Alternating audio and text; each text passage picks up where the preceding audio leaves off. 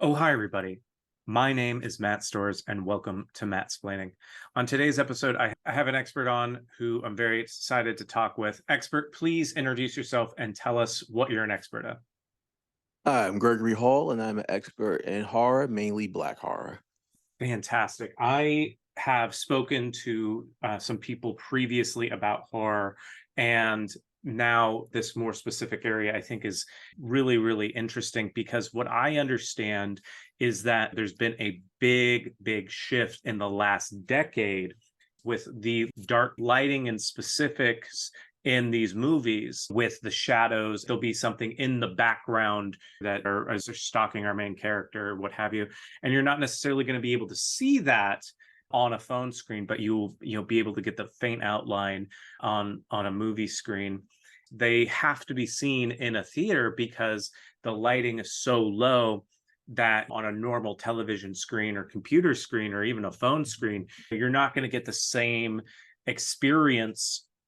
A lot of people think of movies like Jordan Peele's movies, for instance. These movies where they are getting into a situation where it's like, oh, maybe this is kind of humorous, and you're going to get into a situation where, like, oh, maybe these people aren't so bad, but then you get the underpinnings of these people's intentions, and you ultimately get circumstances where it reveals aspects of character and aspects of culture that you wouldn't necessarily get in a traditional film. If it was presented in just like a drama or a comedy, it might be easy to kind of dismiss those concepts. Whereas by demonstrating the horror, like, you can get people kind of empathize in a way and empathize with the fear and be like, oh my God, could people actually have to deal with racism? And I think that's kind of a beautiful thing that it kind of has opened up people's eyes in a lot of ways. But at the same time, I think that there's been a lot of investment in the blood technology and to get the blood to the point where it does look the viscous dark color that people will believe that it's blood. Famously, in the black and white days, they would have stuff that was like yellow or blue, but you would never know that it was yellow or blue because it was black and white. But now people have this expectation, like, your blood has to look like blood.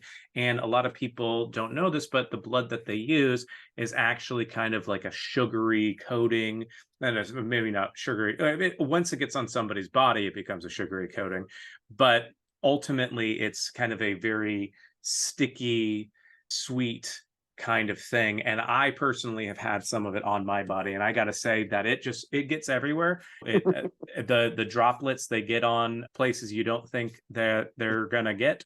And then a couple days later, you look at your posterior and you're like, huh, do I need to see a dermatologist, or is this going to come off in a couple of days? And usually it does come off in a couple of days, but I do advocate for people to go to their dermatologist if they have been exposed to these really viscous, sugary concoctions, because sometimes they can be a skin irritant. A lot of people, you don't realize you have sensitive skin until you have sensitive skin, if that makes sense. So I think that's one important thing that a lot of people don't realize, is that you have to get the right kind of blood viscosity and color onto these films these days. And if you don't have the right amount of the black pigment in that blood to make it more of a maroon, more of a wine color, I think you can lose a lot of the viewing public because they have this blood expectation that they don't always take account for in many movies. Now, based on what you've heard so far, about how much of that would you say is accurate? Not much, actually. Okay, okay, okay.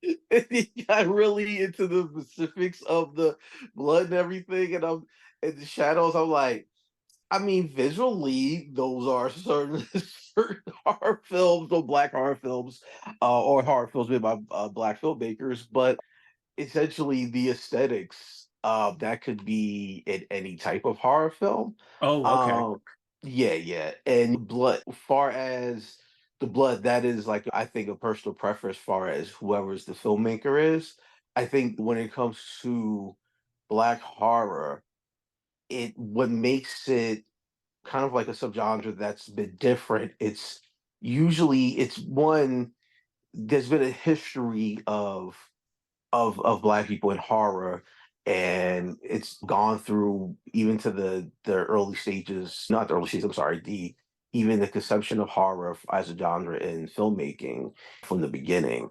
And I think now it has evolved to where we're putting out stories of what frightens us, and it makes it a little bit different because, and I've always said this, and I say this on stage when I perform, it's like when you watch horror films, you watch these slasher films, say like Michael Myers or somebody like that. To us, Michael Myers is not scary. What's scary to us is living in this particular country and facing those type of horrors. Like all Michael Myers is like, say, like oppressive white people. Hmm. That's what's scary to us. The police, that's scary. That's a Oh, horror film. oh yeah. I mean, Michael Myers is the whitest of the white with that mask on, and then I don't. I want to say at some point he puts on a cop uniform to like as a disguise or something. I know he dresses as a firefighter at one point. Sorry, that's a spoiler, I think. But yeah, he. I can understand how that would be very very frightening. Right. And I think also it's just the nature of people. Like for example, there's a film called Tales from the Hood that came Yes, out I uh, love Tales from the around Hood. yes, came out in 1995. I believe that film actually played a huge role in Jordan Peele. You know what I mean? Hmm. And his influence in his work. And then when you look at Tales from the Hood, there's a lot of social commentary in each of those stories. It's if anybody's ever seen Tales from the Hood, it's a horror anthology, very based like a Tales from the Crypt type of format, and has a bunch of short stories. And a lot of these short stories in Tales from the Hood have more social commentary undertow to it. Like there's one story that deals with police brutality, and it's this is not spoiler. The movie's been out for like 30 some years. Story about a black political figure who was against police corruption, and the police killed him and made it look like he was taking drugs and ruined his name. And this guy comes back and takes revenge, and he takes revenge on a black officer that didn't help, and that even has a little bit of commentary on there. You know what I mean? If you really Absolutely. look into it, there's another story that deals with domestic violence. There's another story that deals with racism, and in that particular story, where racism is actually kind of scary. It's like a Simpson episode that's predicting the future because that character resembles a lot like a guy that once was in charge of this country at one point, Right. that deals with African spirituality. And then there's another story that deals with the gang violence. So, Hmm. and then you go even further into other works like Jordan Peele. There's another horror film. I have not seen it yet, but there's what I heard is good. It's called The Angry Black Girl and Her Monster, which Hmm. is kind of like a retelling of Frankenstein. Right. Yes, retelling Frankenstein. There's another one called Bad Hair, which is deals with like this hair that's possessed, but has a lot of commentary about black people and our relationship with hair and the history with that. So I think with us, it's our horror is very, very different because in a horror scenario, we hear rumblings in the woods, we're not going to investigate it. This would be a very short horror film. You know what I Right. mean? It would be like if say if I'm in paranormal activities and I go in the house, like literally it would just be like the credit, paranormal activities, we gone. Credits, like Yeah, it's got to. so Yeah, there has to be the dynamic of seek the danger seeks you out, so to speak, as opposed to the more traditional horror where it's people are they're going to the cabin in the woods. yeah, absolutely. And then like also what a lot of people don't know is that when you look even go say towards the 70s, there were actually very prominent black horror films that are great to this day that still hold up, like Blackula. People may go, "Whoa, that black exploitation film?" Like, no, watch Blackula. It's actually a very, very great horror film.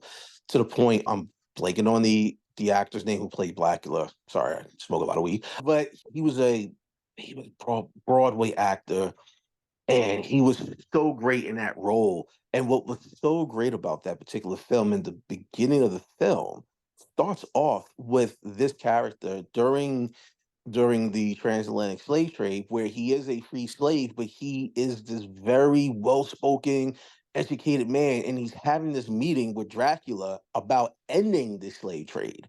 You know what I mean? Mhm. And this is something we even back then you didn't see in films. You know what I mean? Right. There's enough there's a lot of hidden gems. And then in the 80s, that's when far as our role in black cinema kind of started taking a nosedive because you had the era of slashers. Right. And that's when you had all these crazy tropes. It's like, okay, you're the black person, you're gonna be the first to go. You know what I mean? There's a Mhm. lot of hidden tropes that a lot of people don't realize. Like one hidden trope is that if you ever notice in certain horror films, there's always the really big, tough black dude. And they purposely put this particular character in there because they look at it as, well, if the killer could beat this guy, that he really must be a bad dude. You know what I mean? Right. That type of stuff. And then I think now a lot of black filmmakers have kind of just say, no, we're not doing that. We're going to control our own narrative and we're going to show what frightens us because I believe great horror comes from actual fear.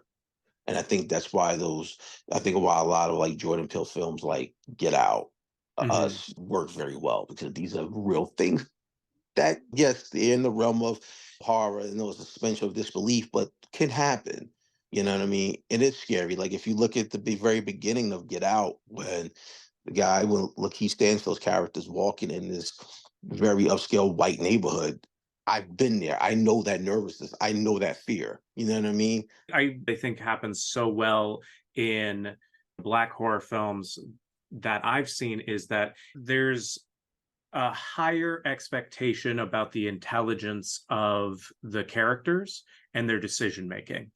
Mhm. And so you're getting into a situation where it's like people, the justifications for their actions is so much better than you get in a slasher movie or like a traditional horror movie because sometimes people are like, I'm getting out of here, I'm leaving. And then it's the agency is taken away from them because the bad guy is thought two steps ahead, or they're so, like in the Get Out situation, they're so in depth into a situation that they didn't realize was dangerous that they have to escape, as opposed to it being something where like they're leading themselves astray. That's pretty accurate. And I think also too, it's just it because it those things don't make sense to us. Like they know we're fans of horror too, and they know our reaction to fear and horror, and those they're not going to fly with with us. Right. It's like no, I'm not going to investigate anything upstairs. I'm not going to investigate if I hear rumbling. Like I actually just recently just saw something on, I think it may have been on like IG or something. It was just a mother talking to her son, and they was doing like, and I mean, it's crazy. I feel for these kids now. They have to go through these evacuation drills with all these school shootings and everything. And he's literally explaining to his mother how he's like not like, because like they had like some sort of drill, and when they did the drill, he did not follow protocol as what they told Hmm. the students to do. He went and did his own thing. This kid went and had his own escape route because at first he didn't know they were doing a drill. So he really did panic. But he literally thought out an entire plan that he already had. And he's like, I'm going to do this, and that. I'm not, he's like, why would you not, the mother, why would you not follow the evacuation plan if this happens? He goes, because the kids thought it was real too. They're screaming. They're gonna get me killed. I'm going out the window, down the pole. She's like, even hitting the concrete? Yes, I will meet the concrete. I may have a broken ankle, but I'll be alive at home and well. I was like, Right. And just like the exigency of a situation being like, how do I get to a position of safety?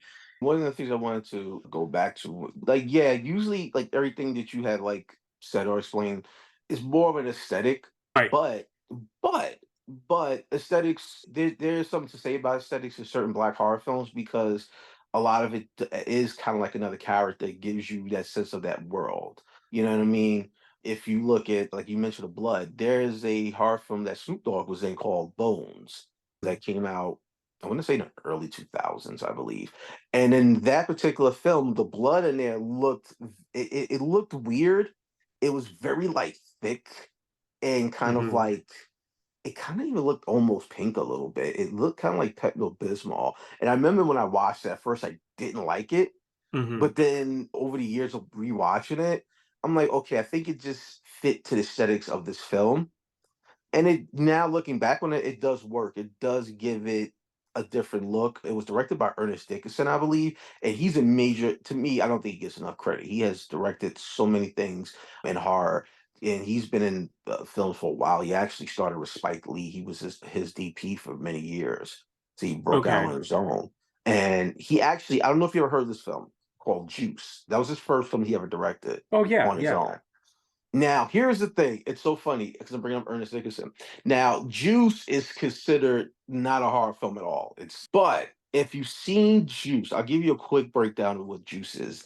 And it's anybody knows it's starring the legendary Tupac Shakur or my Epps when they were young, and it's about four friends growing up in Harlem, and they decide to rob one's a DJ, and he has dreams of making it big at hip hop and being a DJ, and they all decide that they're going to rob this convenience store. And Hmm. long story short, goes wrong. Tupac's character gets very power hungry with the gun, and now he's killing everybody.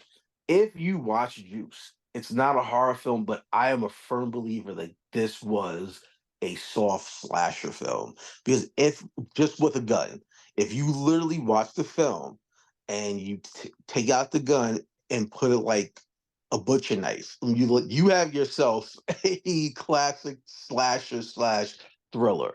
Right. And I Yeah. think when you look at Ernest Dickerson's work from when he started the Juice to he's done Demon Knight, he's done a lot of things to horror. You can tell that he was gonna start flirting with horror, and I felt like this was kind of like a soft entryway. He kind of took the script that wasn't horror. It's very kind of scary. Like there's a scene where like Omar Epps' character is meeting Tupac at the water in Hmm. Harlem and the East River or whatever. And literally how Tupac comes out of the shadows is very like stalkerish. Like, it's very slasher movie villain type of vibe. So I always Absolutely. say yes, it's not a good set of horror film, but it's definitely a good watch. Absolutely. Yeah. No, now that you say that, I haven't seen that movie in quite a while, but I definitely can see how you can interpret it that way. That it does have a lot of that kind of feel to it for sure. Gregory, this has been so insightful. If people wanted to learn more about this topic or want to learn more about you, where would you recommend that they go? Well, you can follow me on Instagram. You can follow me at Gregory7Gemini on IG. You can also there's a good documentary called Horror Noir. You can watch it. It was on Shutter, which is like a horror app, Hmm. but I believe it could be on AMC Plus too. If you don't have Shutter, it might be on AMC Plus or it might be on another streaming service. I'm not sure, but it's such a great documentary. It really just goes through the entire history. I recommend. It's a horror noir. Definitely, if you want to see Tales from the Hood, that's on some streaming services. I believe it's on Peacock and on Hmm. Tubi. I would highly recommend that. I think also Tubi has Juice. I know it's not a horror Hmm. film, but just It's a watch great movie. Juice. It's a great It's a movie. great movie, but you can see the notes of horror in there. Yeah. So I would say that obviously watch Get Out and all that stuff. If you can find those films, watch Blackula, watch JD's Revenge. Yeah, I think those are some definitely good films to watch. And yeah, like I said, you can follow me on Instagram, Greg7Gemini. Thank you so much. I really appreciate your time and I hope you have a fantastic rest of your day. Awesome. You too. Thank you so much. I appreciate you, brother. Absolutely. Absolutely. My name is Matt Storrs, and this has been Mattsplaining. Quick shout out to Ryan Lawson, who made the theme music for Mattsplaining. He's part of Beat Blender Studios, which can be found at Beat Blender Studios on Instagram and TikTok. Or if you're in the market for some amazing music, you can contact him directly at beatblenderstudios@gmail.com.